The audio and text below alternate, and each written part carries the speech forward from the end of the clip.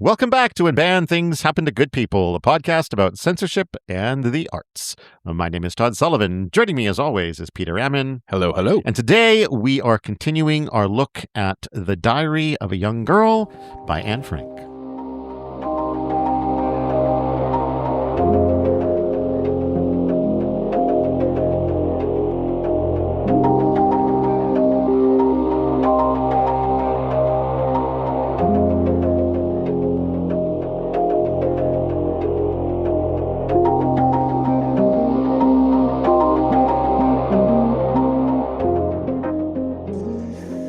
We're back at it after, again, a nice a little bit of a gap, couple of weeks off. Yeah. But looking at when we published our last episode, we have an opportunity to get this one out before it's been more than a month. Yeah. So that's I good. think try and get back on track. I think getting on a monthly schedule for sure is probably something that we could accomplish. I think for me, I'm looking forward to the summer where things will be a little bit less busy. Right.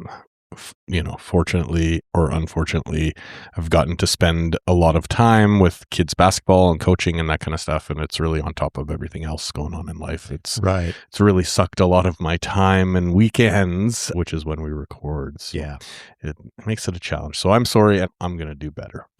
Fair enough. Well, I'm actually looking forward to the summer as well because this year my kid is going to be doing a week with me and a week with mom. Oh, nice. Back and forth. Normally during the school year, I have her on weekends, which again is when we record, and it's also probably the most time I have for reading. Yeah. But of course, when my kid is over for the weekend, my focus is on sort of wanting to hang and spend as much time with her as I can. Yeah. So I'm hoping I can get a bunch more reading done over the summer. But beyond that, I don't think we're making any concrete promises about the specifics around increasing our schedule. But we're definitely going to try to get onto maybe something a little more regular, a little more organized. Wanted to take a moment before digging into the episode proper to just acknowledge some news that is somewhat relevant to our subjects, banned books, banned media. Marjane Satrapi, the Iranian French author of Persepolis, passed away recently at the age of 56, which is super not old.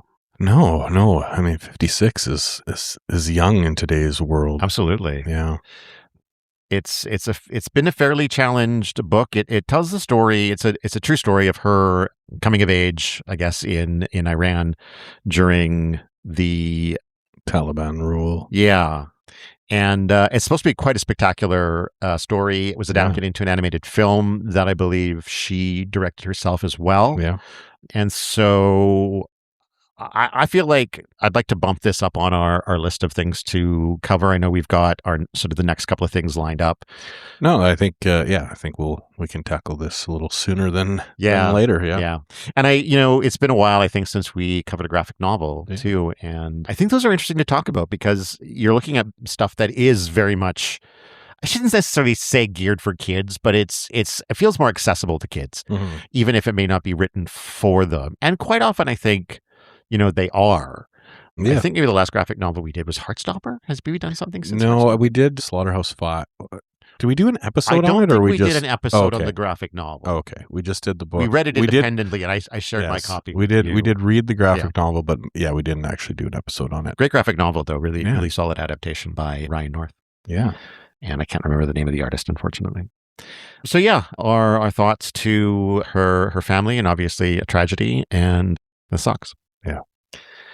And speaking of things that suck, speaking of tragedies, let's get into The Diary of a Young Girl. 1943, the Annex, and Anne Frank, July 13th. Yeah. I took way more notes this time. Awesome. So I think I'm going to be reading from my notes here, and we'll let Pete throw in additional things as necessary. Yeah, I've got a lot on just like plot points and things like that, but we'll explore kind of Anne's growth here. Yeah, before we get into it, I'm going to say that there were elements of this that started to drag a little bit for me. Mm-hmm. And it became increasingly hard to take notes because so much of what's going on is repetition. Yeah. There's lots of the same story. Yeah. I mean, and even Anne, I think, spends time like lamenting the fact that so much of this is just the same thing again and again, day after day. I think in a sense though, like it is valuable because this is the point now, they've been there for like a year, right? We're moving into year 2 now in this secret annex. And, as we know from people that spend lots of time in isolation, like things go wonky. Yeah. Right. Yeah. And so I think it is important for the story to kind of see that, like, oh, we're quarreling and like, just that repetition and that, because, imagine how that must have felt there, where Exactly. day after day after to day understand after day, what right? that kind of monotony would be like to try to live through. Okay, so July 13th, 1943 entry. Anne and Dussel feud over sharing the desk in their room for studying. Yeah. Basically, Anne wants a little bit more time to use it she wants 2 afternoons per week. And pretty modest request. It seems, yeah, but Dussel refuses. But once Anne's father steps into the debate, Dussel eventually relents. Yeah, well, I mean, this is kind of the Dussel character where we're going to see a bit more of this throughout this year, but he's a very odd dentist, very dismissive of children. And certainly that gets focused on Anne, right? In terms of, because they're sharing a room together and he's kind of, not picks on her per se, but, kind of is his weirdest self, I think, with her. Yeah. But there's a lot of tension between the characters, or not characters, the people. But I think Dussel's go-to is he's just flat out refuse if a kid asks him anything, right? I don't think he even knows what he's saying, just that it's going to be no, because the kid asked me for this. So that's where it starts. And then, it takes Pym getting involved to eventually change his mind. But then he's real petty about it. Yeah, for sure. July 16th, 1943, there's another break-in. This time it is successful, with thieves managing to get away with coupons for 530 pounds of sugar, which was the family's entire allotment. Yeah, that's a big loss. Yeah. The burglar is reported to Pym, who ends up going into the private office, turns on the German radio, locks the door to the upstairs, and then the people, the family upstairs, they need to sort of stay quiet. They're told not to, wash themselves, not to run the water, be quiet and be dressed by 8, presumably because there's going to be people coming to investigate the break-in. And then there's also mention of troops landing in Sicily. Yes. July 19th, 1943, they learned that northern Amsterdam has been heavily bombed. I guess they learned because they're sitting in the middle of it. Yeah. Well, I think this is just it's another radio broadcast. I don't think this is where they can see like the fires in the distance or anything. Probably like that. No, not. I think it's far enough away that they can't kind of see it from their window or anything like that. But July 23rd, 1943, we learn Bep has been able to bring notebooks to the family, although the quality of them isn't very good. And the notebooks are being used somewhat for Anne for her schoolwork. Yeah. And I think her writing as well. But somebody is doing some books on them as well, like some bookkeeping. Yeah.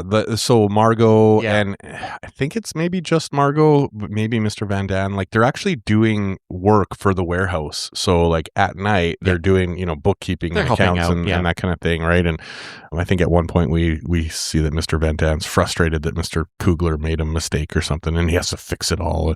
So they're earning their keep, as it were, in a sense. Like they're not just a burden there. And it might be, to an extent, to not have to bring in, additional employees. Yeah, that would become suspicious. Exactly. Yeah. During this entry, Anne also goes through kind of a detailed explanation of what everybody wants to do with their time once they're free again. Yeah, like the very first thing they want to do. The very first thing, yeah. Margot and Mr. Van Daan say they want a hot bath. Mrs. Van Daan wants a cake. Dussel wants to see his wife. Anne's mother wants a cup of coffee. And father wants to visit a friend of his. Yeah. And Peter wants to go downtown. And Anne wants to go back to school. Yeah. Yeah. She wants to get a tutor or like someone to help her with her homework. Yeah. And then go back to school. But it's her education that she's sort of most concerned about. July 26, 1943, a tumultuous day of sirens. Mm-hmm. That starts with a warning siren that goes off in the morning and then again around 2:30. Soon after that, there were guns booming loudly. And the air raid. And the air raid, yeah. Anne is sort of kind of frozen in the hallway, clutching her escape bag, even though she knows that there's not really anywhere to escape to. It's just something that she can hang on to. And she's kind of shocked about her reaction, right? Where she's like, oh, I didn't know I would be just so kind of scared and useless, right? So, at least she's very honest with these things that she's learning about herself throughout this book. Well, it is like that's the book. It's her place for these confessions, right? There's another air raid alarm during dinner, and then 45 minutes later, the all clear is signaled. And then after the dishes are done, there's another alarm, and then gunfire and planes overhead. Yeah. Anne goes to bed at 9, but is awakened at 12 by more planes. And she ends up trying to sleep, going in, I think sleeping in her dad's bed for a bit, going back to her own bed, not able to crash out until 2:30. Next morning, though, there's good news that Mussolini has resigned and the King of Italy has taken over the government in Italy. That being said, there's also bad news in terms of what was hit with the bombing over the night. Yeah. So the airport was hit really hard. The harbor, so where stuff was getting shipped in. And then also their big airplane factory is basically out of commission. So it was a pretty successful raid or series of raids that took out a lot of stuff in Amsterdam, unfortunately. July 29th, 1943, Anne is doing dishes with Mrs. Van Daan and Dussel, and she tries to talk about a book that Dussel has recommended. Yeah. Called Henry from Across the Street. But whenever she, whatever she shares is kind of not appreciated by Dussel. His default reaction is like, even if he recommended the book, Anne's talking about it, well, I better chastise her. It's the wrong interpretation of the book. Yeah. And he also says it's too advanced for you, right? Exactly. So he recommended it. But it's because he doesn't like her take on it, right? Yeah. It's like you're wrong. It's because you're too young. You don't get it. Yeah. You're not a true fan. Yeah. August 3rd, yeah. Italy has banned the fascist party, and people are fighting the fascists in Italy.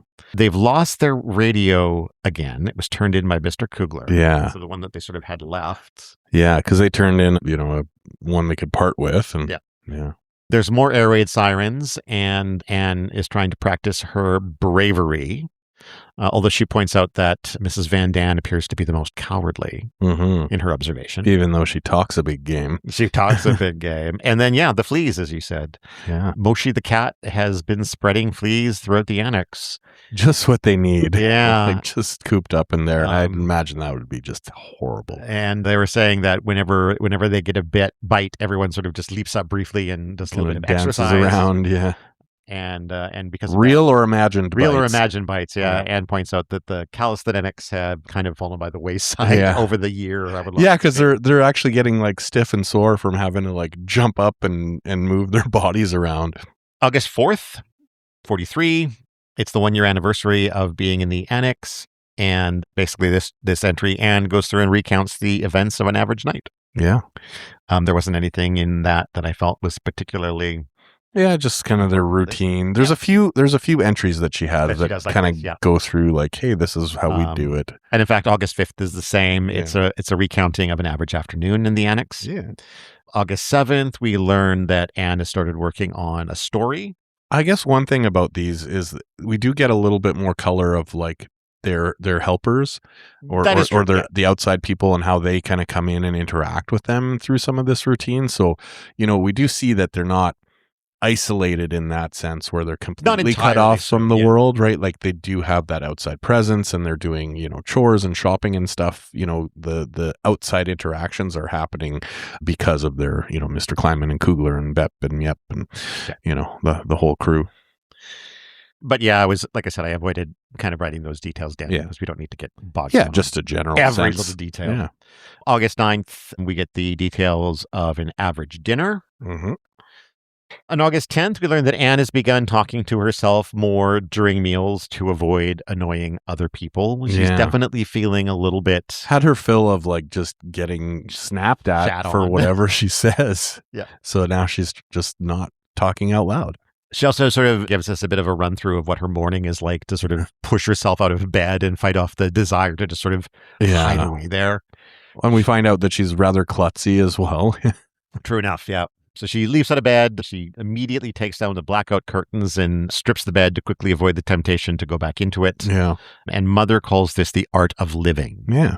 Making sure you get up and get your motor running. Get your poop in a group. She's got some new shoes that apparently she has trouble wearing because she injured her toe with the vacuum. Yeah. This is the clumsiness you were talking about. She also has pricked her thumb and bumped into the cupboard, leaving a bump on her head. Yeah, like she gave herself a shiner.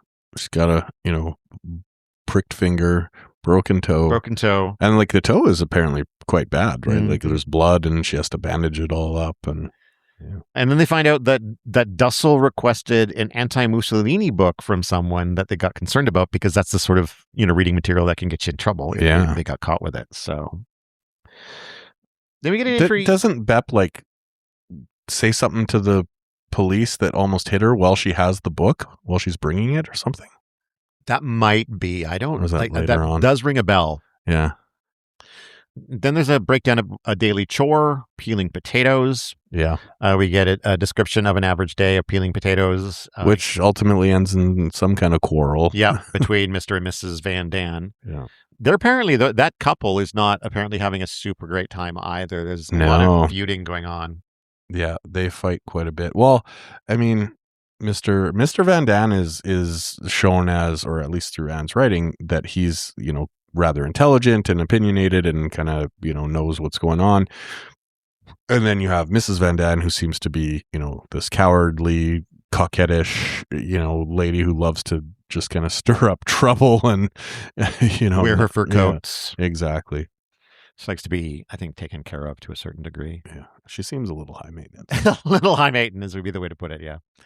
We get a section titled Freedom in the Annex, which is a breakdown of an average evening after the business below them has closed. Mm-hmm. We have Bep arriving and receiving a list of things that they need, especially stuff from Mrs. Van Daan. And then people sort of jump on their assigned tasks, gathering food, boiling water, preparing the potatoes, doing office work, etc. Mm-hmm. August 23rd, 1943, everyone has to be ready to go silent at 8:30 a.m. when people start arriving for work. Yeah. Then everyone is basically free to sort of sit and read or study, but doing something that they have to remain silent throughout. Yeah. Although, there's still quite a bit of noise happening, right? So Anne describes kind of like the creaking of the bed and the, so they're not running water or anything really, really loud. Really obvious. But yeah, there's still lots of, little noises and things that are happening that, maybe somebody in the warehouse gets suspicious. Maybe somebody does. September 10th, 1943, they get the news that Italy has surrendered. Yeah. Unfortunately, it seems like Mr. Clayman needs to go to the hospital for 4 weeks for an operation on his stomach. He's got some stomach issues going on. Yeah. September 16th, 1943, relationships are strained and most meals are in silence so that no one risks offending anyone. Mr. Voskuhl visits occasionally, but is sick and isn't making it easy on his family. Yeah. And I think there's just like Anne mentions an overall kind of dread that winter is coming, right? As their beautiful kind of summer has come to an end, that I think that's adding to their overall kind of depression in the annex. Bad, and they've been, quarreling and they're just on eggshells with each other. Anne has been taking valerian for depression and anxiety, but says that it's barely helping. And they are beginning to think that Mr. Van Maren is becoming suspicious of the annex. Yeah. So there's a worker who is, described as not super bright, but also kind of inquisitive. So just the kind of problem that, unintentionally could expose them. Yeah. September 29th, 43, Mrs. Van Daan's birthday. There's very little for her as presents go. Bep has been recently overworked and has kind of a nervous breakdown. There's some discussion around Van Maren, leading to big drama with Dussel, complaining he's been treated like a leper. Also, the Van Daans have been hiding food. Yes, that was my next note, that they have been holding back food, and Anne thinks it's kind of just a matter of time before all of these sort of tensions explode. Boil over, yeah. October 17th, 43, Mr. Clayman is back from the hospital. He looks pale, but is reportedly cheerful. Mr. Van Daan has lost 100 guilders in the warehouse. Yeah, so basically he was down there for some reason, and this is essentially all his money, and he left it there. Yeah. And it's gone. And now, why would he even be taking it down there? I don't know. And why would you be taking it out of your pocket while you're down there? Yeah. Maybe he was sitting on one of my chairs. Maybe he was sitting on one of your chairs. It sucked his wallet out. And now it looks like Mrs. Van Daan may need to sell her fur coat. Yeah. Which she doesn't want to do.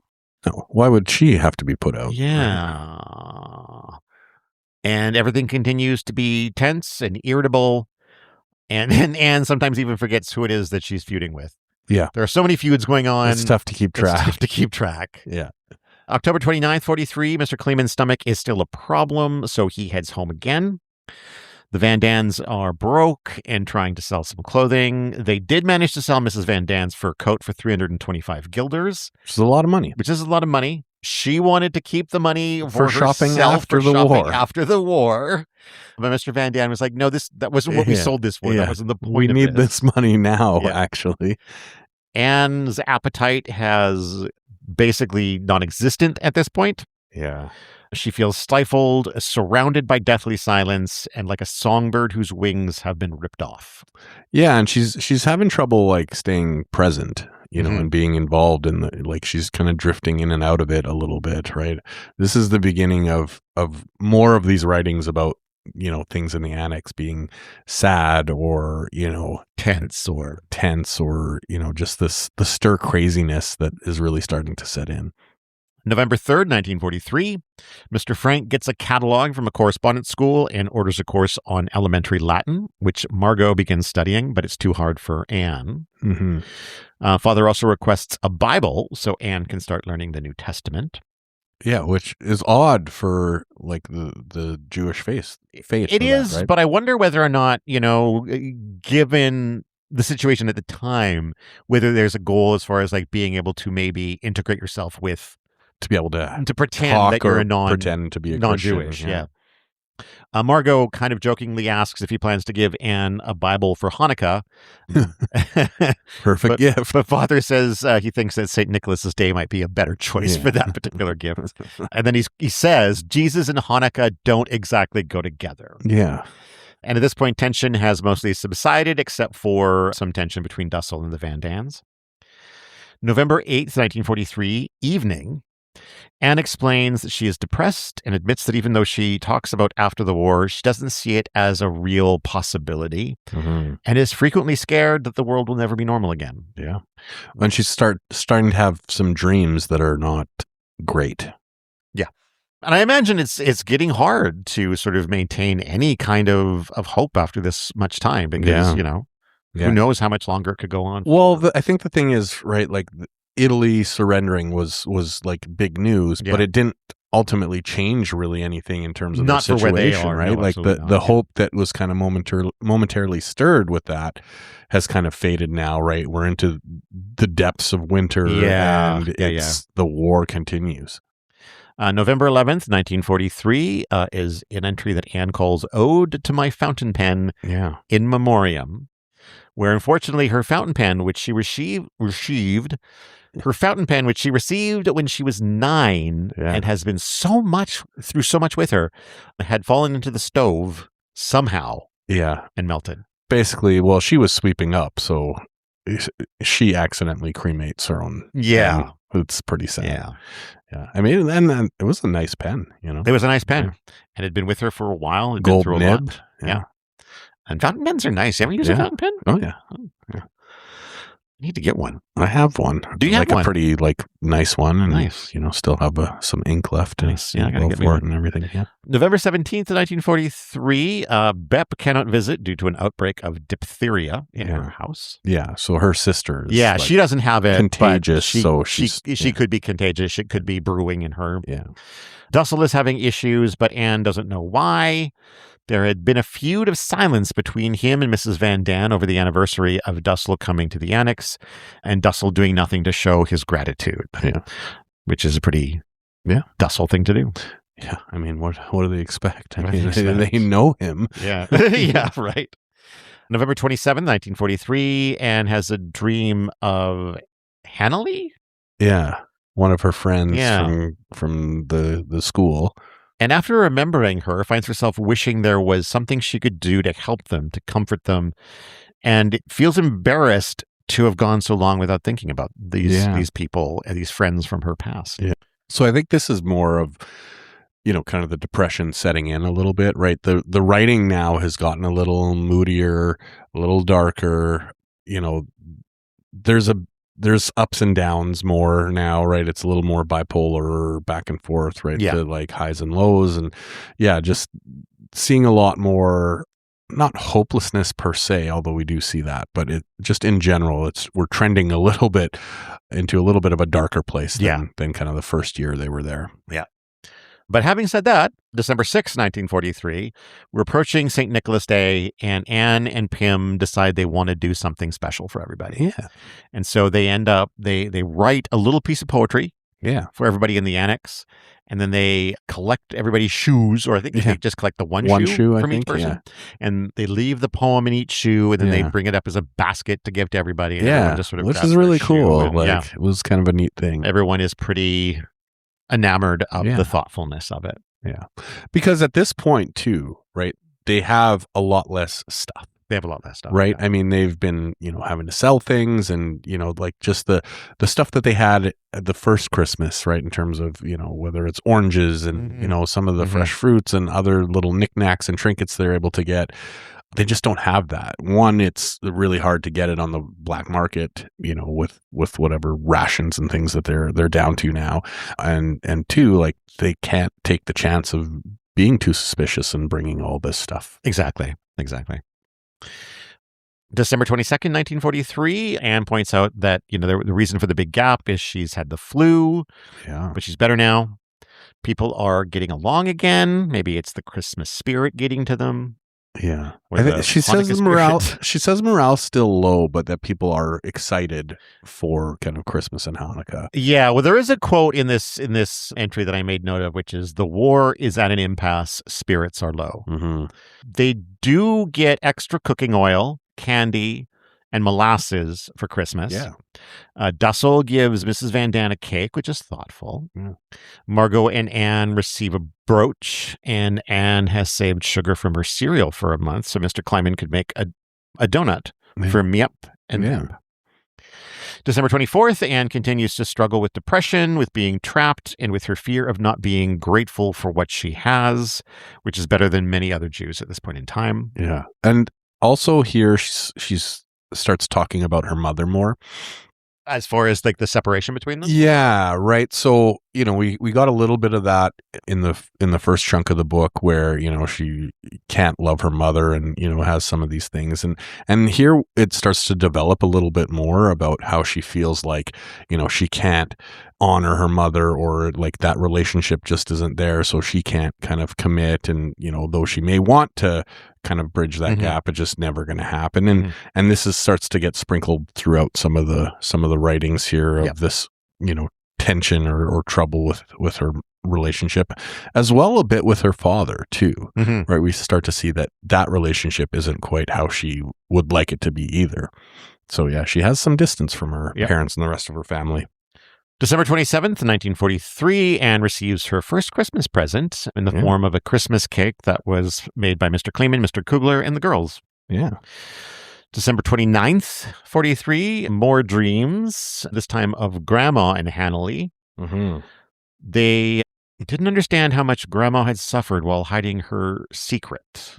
Yeah. And I don't know. Am I supposed to know what the secret is? Oh, there was a footnote in my copy. Oh. So her grandmother had some kind of terminal illness, and she hid it from the family to put up like a brave front as they were going into hiding. So yeah, she didn't tell anybody, like basically just trying to make sure they didn't have extra problems to deal with. I have the footnotes, but I cannot read them.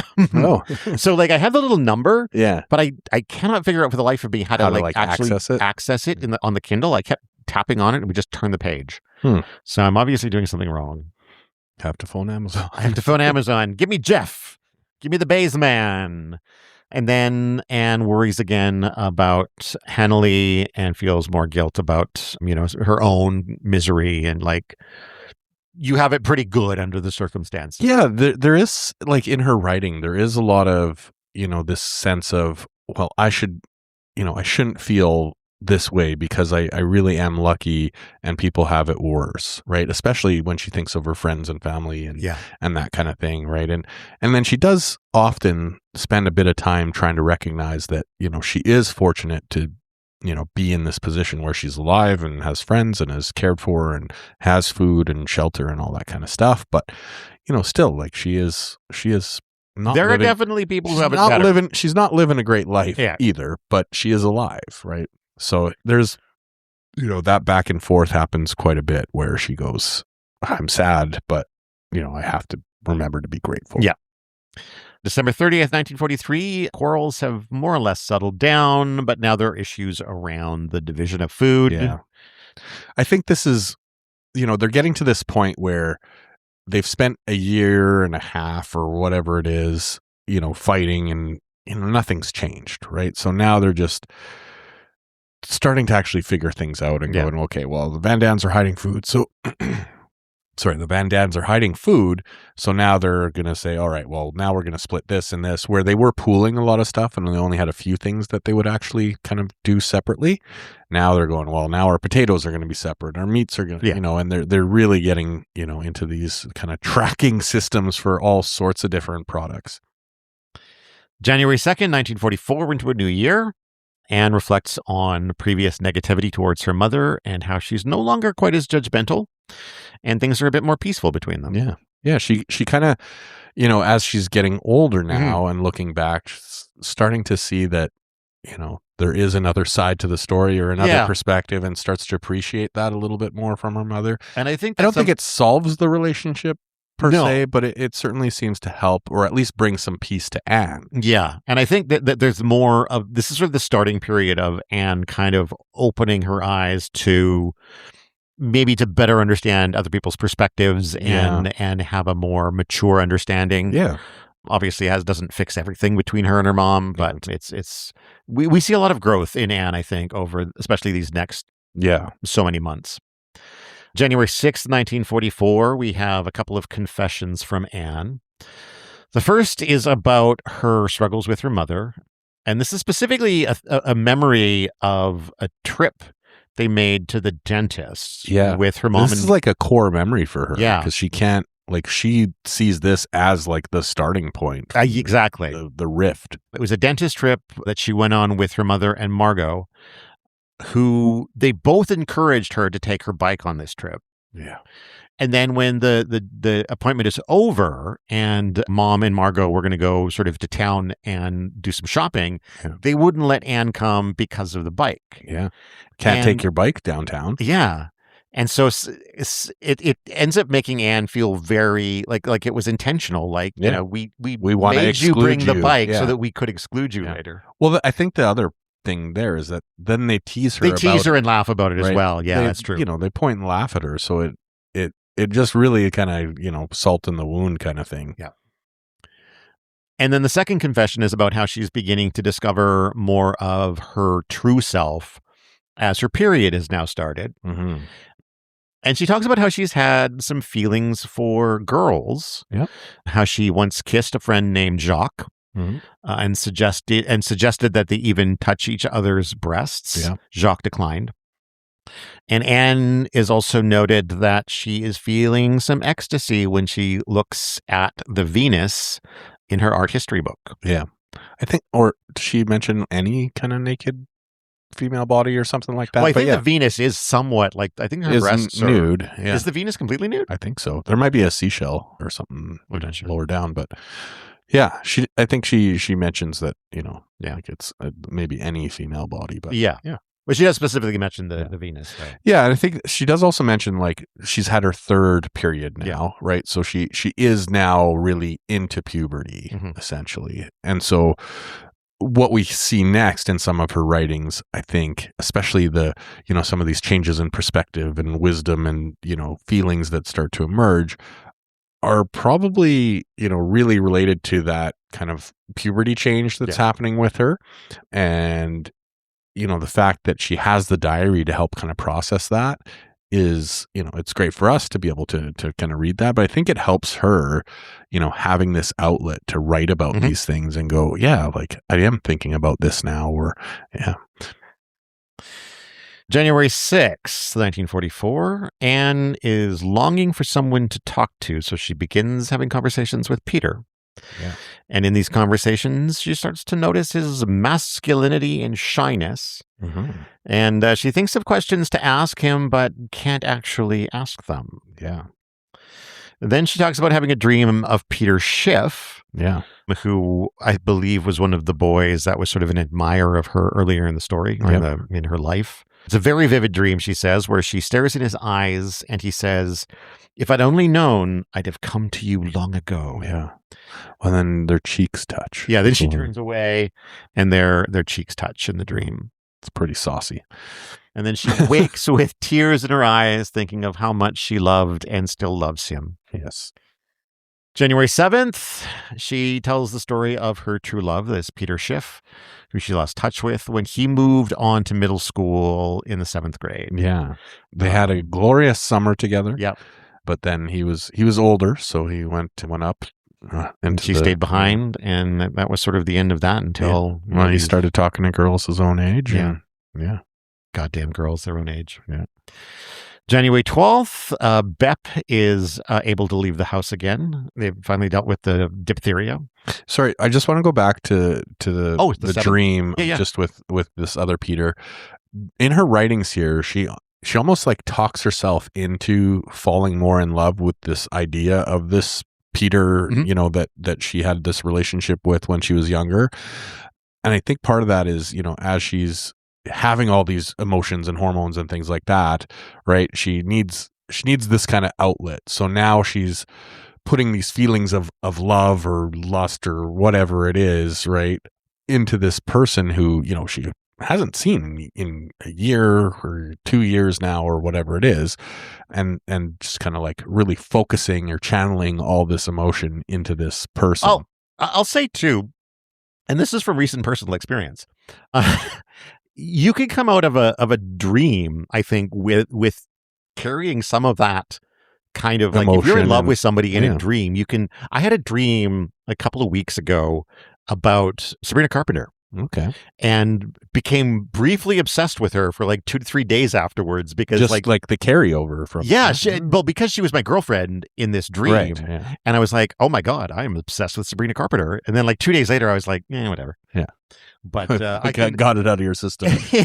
in that moment, like I can relate to what 14 or 15-year-old Anne was going through with Peter. So well, I think the emotions would be just skyrocketed right there with all the hormones and everything happening for her, right? So, I mean, so if I had it bad, imagine what it must have been like for Anne.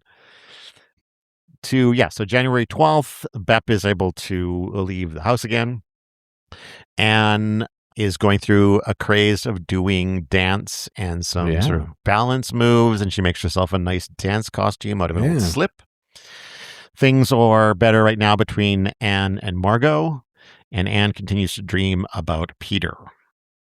And again, more writing about the relationship with her mother as well. Kind of common theme happening in a lot of these.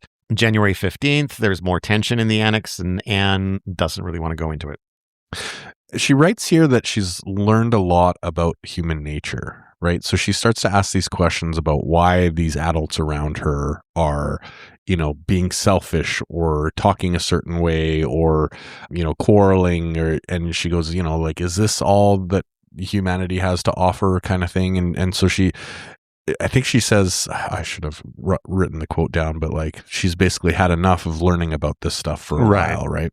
She doesn't want to learn any more human nature at the moment. January 19th, she's been dreaming of Peter again and longing for more than her father's affection. Yeah. Although she's so we know she has a relationship that she, one, doesn't want to mend, and two, doesn't think her mother also wants to mend, right, with her mother.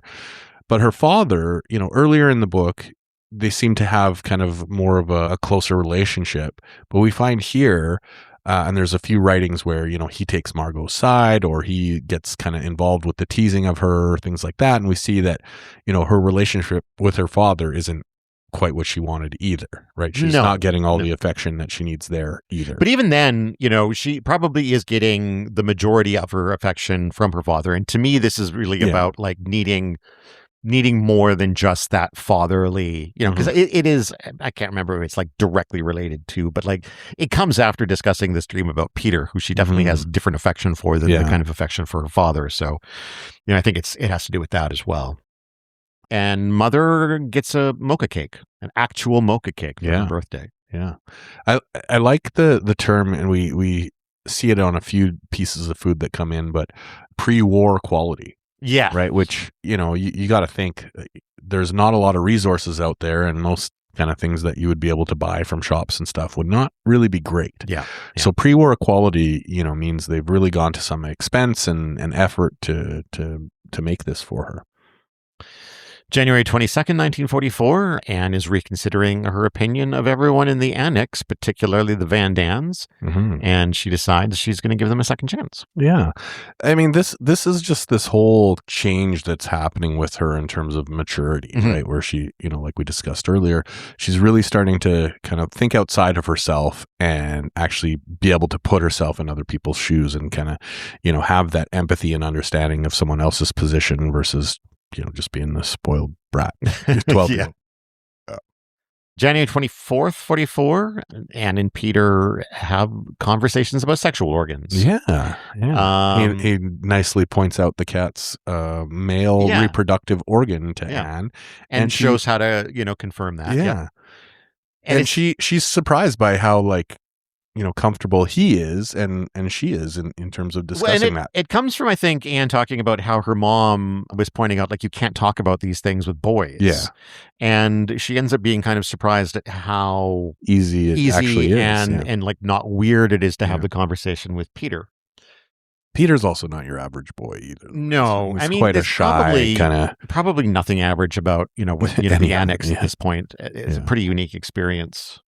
January 28th, 44, Anne has recently become fascinated with the genealogy of royal families and also enjoys reading a magazine called Cinema and Theater. Yeah. Yeah, she's like into the movie star culture. Yeah, she's memorizing the stars of the different movies and the different reviews of current films. And so if anybody comes up to her and is like, hey, tell me about this movie, she can spout off give you all the information. And then they joke that she won't have to watch any movies because she already knows all the plots and everything about them. This is a later entry for January 28th. Anne is tired of having to hear the same stories from people, and even worse, that every time they get retold, they're being embellished. Yeah, well, so there's their own personal stories, but then some of the stuff that Beth brings in from the outside world is where they really start to embellish and add every time they tell that. But I mean, they've been here, a year and a half, and it's the same old stories. Like they they've lost the radio, so they're not getting as much kind of information from the outside world as they were. They're relying on this trickle of information coming in from, the people that are protecting them. And I mean, how many times can you talk about the same old stuff, right? Without, growing stale. But, Anne hates being, dismissed or ignored when she points out the embellishments. The embellishments, yeah. She also observes and thinks about, how brave everyone who is working to hide and help those who, need to be put in hiding and everything else during the war. Yeah, there's also a passage here about just how common hiding has become across Amsterdam. And, and there's a few anecdotes of, like, in certain areas where, the registration card people create a special time for all those in hiding to come and, like, get their cards so they can still buy stuff and get their coupon books and things like that. And you just kind of see just how widespread this life has become that they're living. It's not just, they're not kind of the only ones. This is happening everywhere. There's so many people in hiding. And then she does close off with, like, those kind of stunts of, like, getting people in hiding to come do stuff, they can't let the Germans find out about that because that would be bad. Well, yeah, exactly. And it is about like the acknowledgement of, the bravery of the people who are, taking a risk to do those things. Yeah. All right. End of January. Anne all of a sudden starts to want more alone time. Yeah. Sundays are boring and Anne wants to be left alone. Yeah. It's pretty much my note for January 30th. Yeah. So, I mean, it is different because she's talked a little bit about, wanting to connect with people or have an outlet to confide in or, have a more kind of closer or deeper relationships with people. And now all of a sudden, it's kind of flipped the other way where now she wants to be alone or spend time apart from people and just kind of get away from it all. So we're starting to see some of these kind of ups and downs and, peaks and valleys in the mood of, Anne certainly, and also a little bit of the other residents in the annex, right? The stir craziness, just the mental buildup of this struggle is starting to kind of take that toll on everyone. February 3rd, there's discussions of what they would need to do if the British invade Holland and if the Germans try to flood Amsterdam. Yeah. Would they leave? Would they stay? Do they have enough food? And it ends up being kind of too much for Anne to think about, so she plans to just focus on her studies and hope everything will work out in the end. Yeah. Yeah. Well, and they talk about, like the Germans leaving. And taking people or not taking people. Yeah, right? Like that the Germans have promised to kind of like, if they do leave, burn it all down and make sure there's nothing left for anybody. And so, there's worries around that as well. February 8th, 1944, Anne reports that morning she and Margot had the giggles, and then tells the story of the previous evening when Margot found a pin in her blanket from the mending of the blanket that Mother had done. Mm-hmm. And then when Mother comes by, Anne tries to sort of like, tease her a little bit. Poke at her mother a little bit and, point out the pin. And Mother, flips it around and they're like, well, when you sew, you leave pins all over the floor. And also the manicure set shouldn't be there. Somebody forgot to put it away. And Anne is like, well, it was Margot. And why are you hating on me? Yeah. Yeah. Just, she's trying to bring some levity a little bit because it is a funny situation, like, oh, if Mom forgot the pin and Margot got a little poke, and they're desperate for levity, right? Yeah. I mean, this has come up in her writing where she wants to laugh, right? Nobody laughs anymore. Exactly. Yeah. And so she's kind of going for that, and then just to have it turned right around and like all of a sudden it's back to the same old, like, everyone's shitting on Anne again. And it's not even Anne's fault. Yeah, it's not even her fault this time. February 12th, Anne she's feeling a longing for something and she can't quite put her finger on it. Yeah. Maybe it's to cry. Maybe it's for spring. She's restless and confused. She doesn't know what she wants to read or write or do. There's just this longing for something. Yeah. Again, just to give that context of like, she's experiencing quite a kind of crazy hit of hormones and things, and her body's changing and all that kind of stuff, right? And also just that whole mental maturity kind of just coming on, a little more suddenly. She's going through a lot and she can't really talk to anyone about it. Yeah. So we get to see that as it comes through the diary, but like it's tough, right? And those ups and downs, and one day she wants to be alone, the next day she longs for someone to talk to, and it's just so back and forth and up and down. And you really get the feeling of how frustrating it would have been for her in that annex with nobody to really talk to, right? She can't share any of these struggles. Everyone else there has been through puberty, has, like they're more static in their kind of, mind frame and that kind of thing. Not that it's, an easy life, but she's really the only one going through this kind of transformation. And she feels like there's no one she can really relate to here.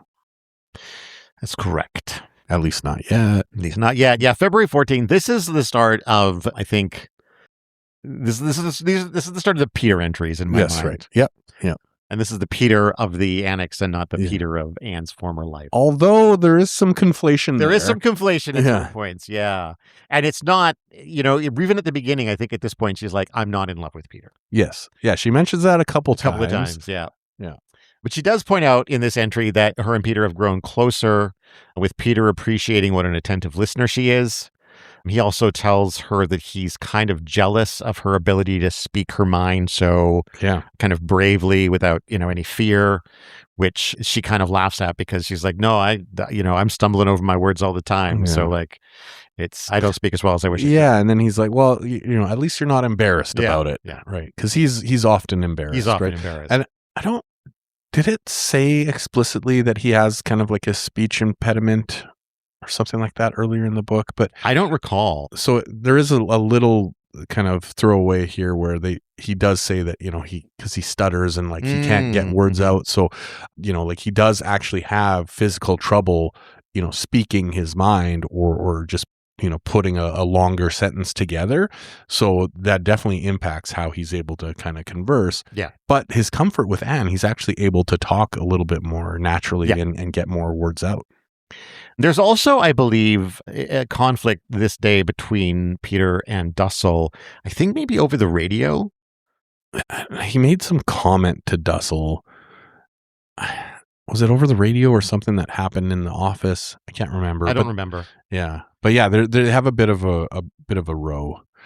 No, it is over the radio because my note for February 15th says Dussel claims that Peter has humbled himself over the previous day's confrontation about the radio. Okay, yeah. But when Anne mentions this to Peter, Peter's like, no, I didn't. Yeah. Dussel just straight up lied. Because he's telling it to Peter's dad saying, oh, yeah, no, he came this morning and apologized. And he's like, what? And so that evening, Peter goes in, tells Peter and Mr. Van Daan go and tell Dussel off, making things up. But, all's well because he still ends up having his dentist appointment with Dussel. That's fair enough. So hard feelings aren't had. Yeah. And I think at this point too, I mean, as much as they quarrel, like they all know they have to live with each other under the same roof. And so I think the like real kind of passion behind these quarrels or the grudges that might stay, that has long since kind of eased into just that survival instinct. Yeah. February 16th, Anne and Peter are spending more time. They're talking. Peter says he plans to start pretending to be a Christian once they get through this. Yeah, which Anne doesn't like. And she's kind of upset that he kind of turns his back on the Jewish people, right? This is one thing where she doesn't really agree with him. Mm-hmm. She also observes that he seems to be lacking affection. Since he frequently hugs Moshe very tightly. Mm-hmm. Well, and she also notes he has like an inferiority complex, right? Where, he's constantly comparing himself to other people and that he's not as good or that he's more, that he's stupid or can't communicate as well or, kind of all this stuff is kind of a constant diatribe coming from Peter. Yeah. February 17th, Anne reads some of her stories to Mrs. Van Daan and also to Peter. Yeah, so I mean, it's been several months now since she got her, her notebooks, and she seems to have quite a few stories kind of written out here.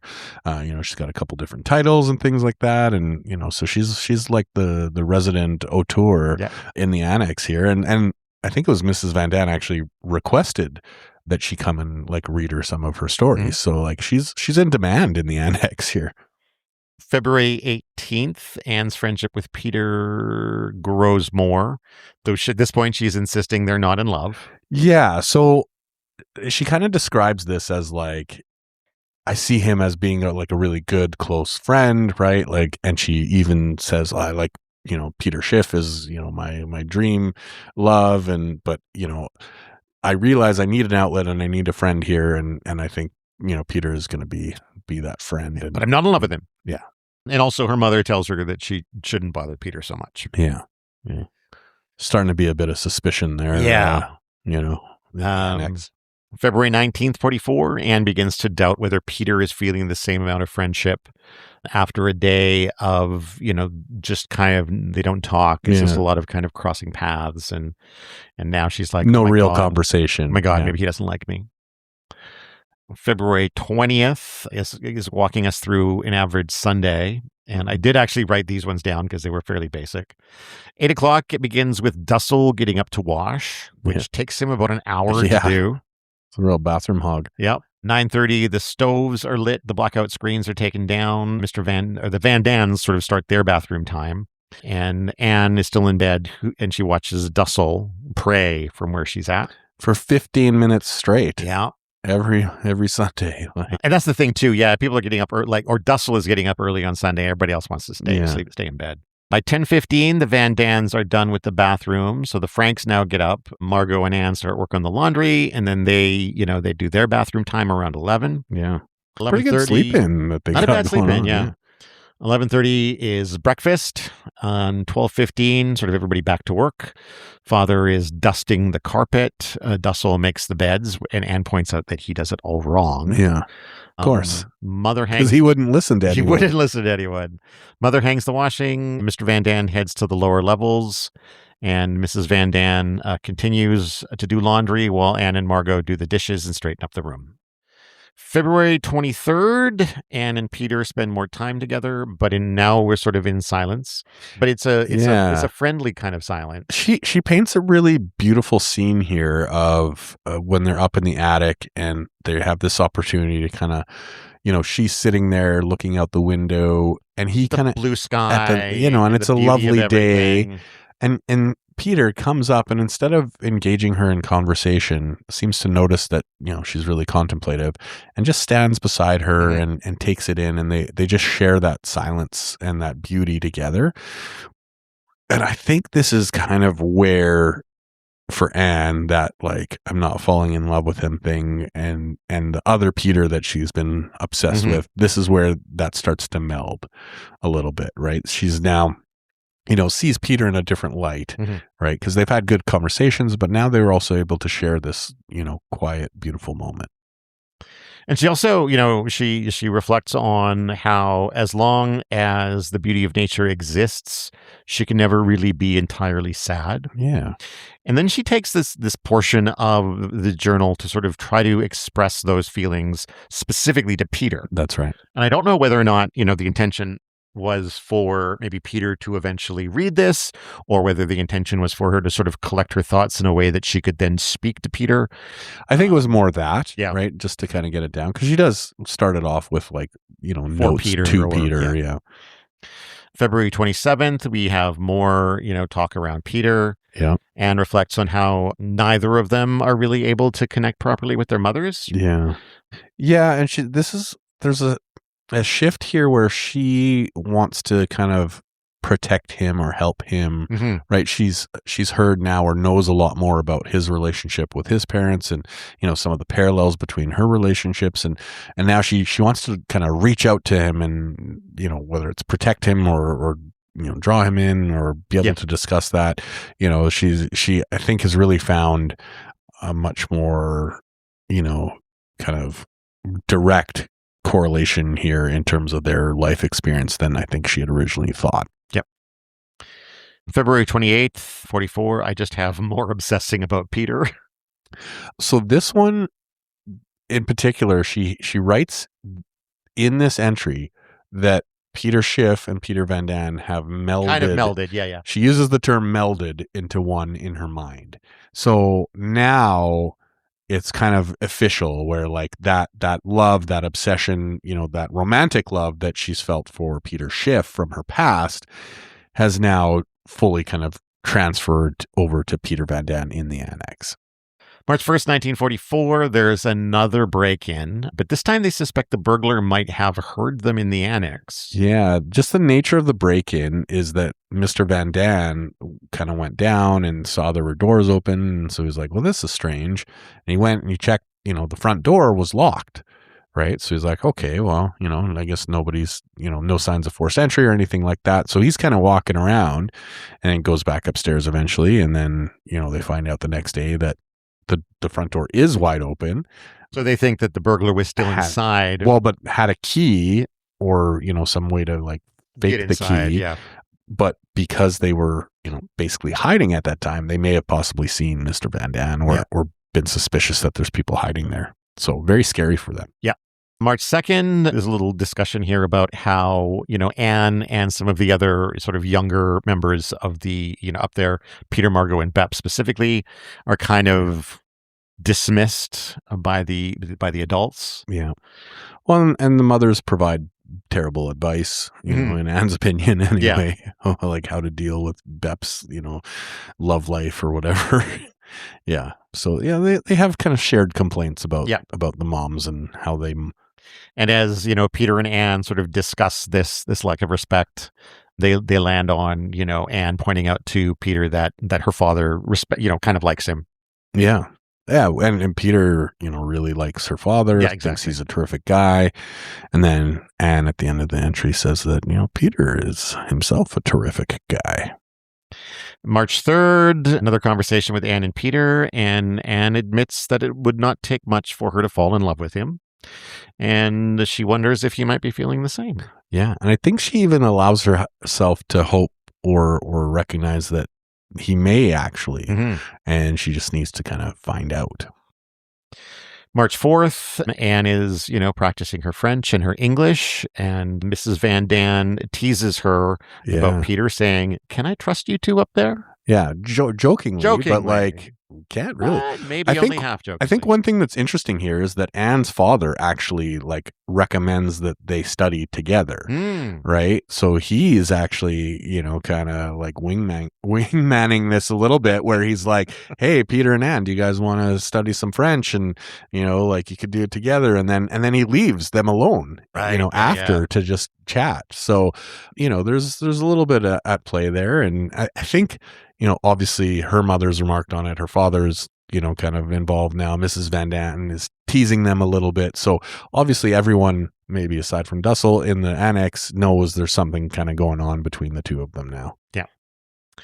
March 6, 1944, Anne is being careful about bringing up issues with Peter's parents, not wanting to kind of intrude on that stuff. Things are tense between Peter's parents. Well, she has to hold her tongue because I think she knows more than she should. And when they have an interaction in public with everyone in the Annex, she has that urge to jump in and defend him, but then it's like, well, how do you know that, right? So she doesn't want to answer all those kind of questions.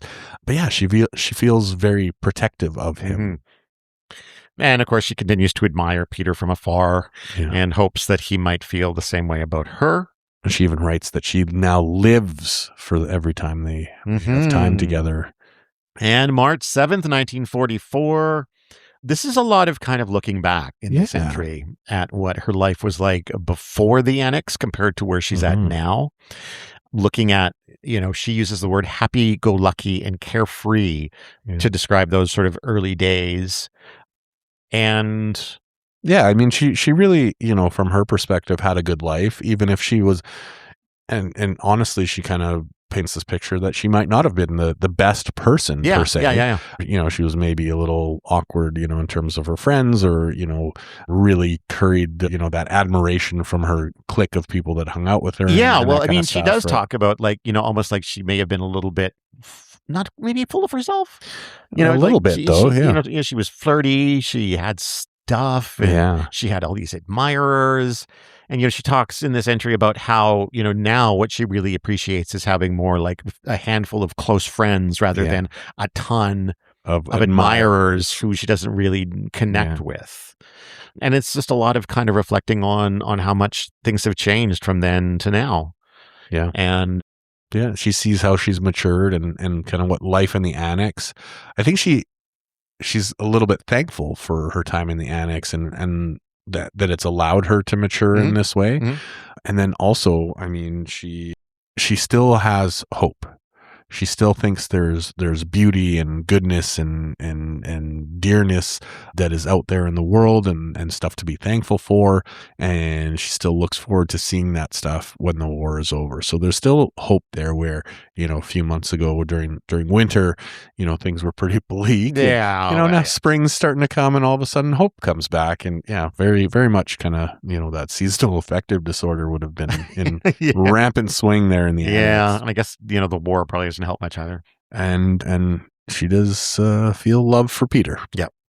And that's where we are ending for now. Yeah. So we're couple years into life in the Annex. We've seen things start to devolve a little bit, but Anne's kind of found love in a way here with Peter, and she has some hope. Yep. So yeah, that's where we're going to stop. And then when we come back next time, we'll be, I think, tackling the rest of the book. Yeah. We've got about a third of it left. Yep. And that'll take us through the end. And yeah, and then the live episode. In the live episode, which we have to figure out how we're going to do. Yeah. I'm gonna do it on YouTube or YouTube, something. most likely the easiest solution, probably. Yeah. Yeah.